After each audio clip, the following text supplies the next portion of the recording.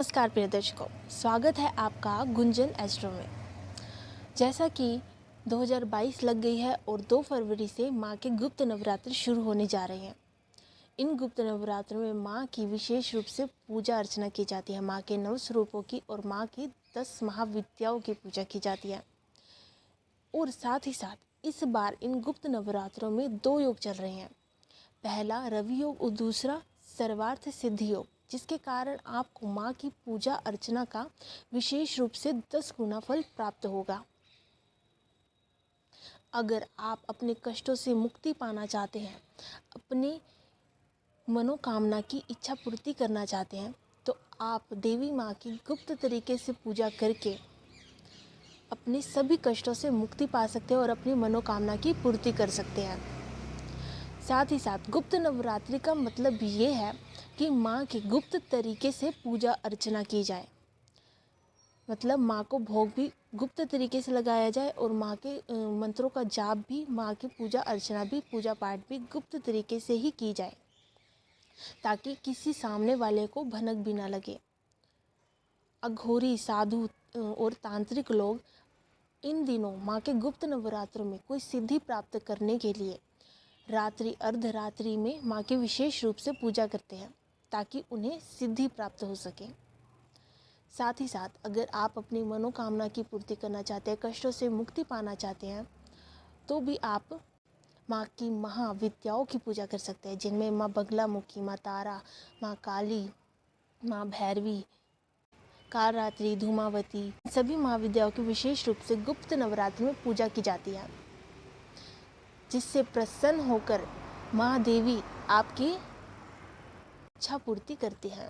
गुप्त नवरात्रि में सुबह स्नान आदि करके आप माँ की प्रतिमा स्थापित करें।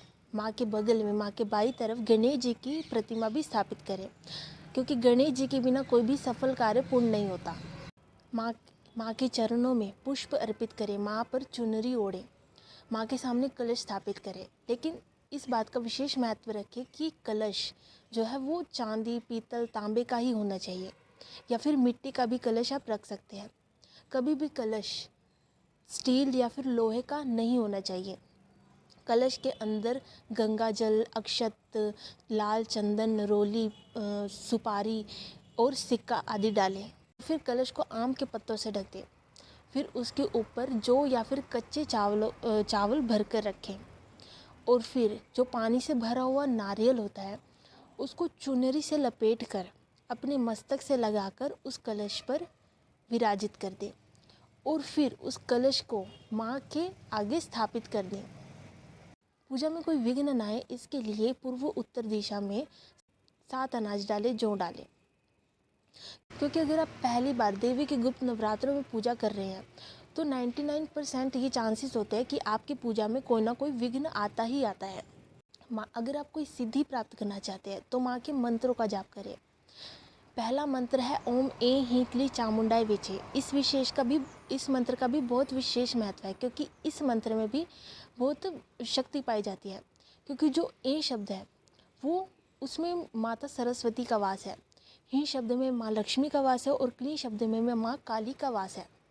इसीलिए इस मंत्र का विशेष रूप से मंत्र जाप करने पर, स्पेशली जब आप इस मंत्र का अर्धरात्रि में या फिर 12 बजे के बाद रात्रि में मंत्र जाप करते हैं, तो आपके ऊपर माँ देवी की कृपा आती है और माँ देवी प्रसन्न होकर आपकी सभी मनोकामना भी पूर्ति करती है। विशेषकर जब आप इस मंत्र का जाप रात्रि में करते हैं, अर्धरात्रि में करते हैं, तो आपको कोई ना कोई सिद्धि प्राप्त अवश्य ही होती ही है। माँ के दूसरे मंत्र का जाप भी आप कर सकते हैं, जो है ओम दूं दुर्गाय नमः।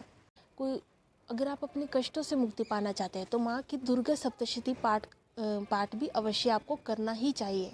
आशा करती हूँ माँ दुर्गा आपके सभी कष्टों से आपको मुक्ति दिलाए और आपकी मनोकामना की पूर्ति करे। आशा करती हूँ आपको वीडियो अच्छी लगी होगी। धन्यवाद।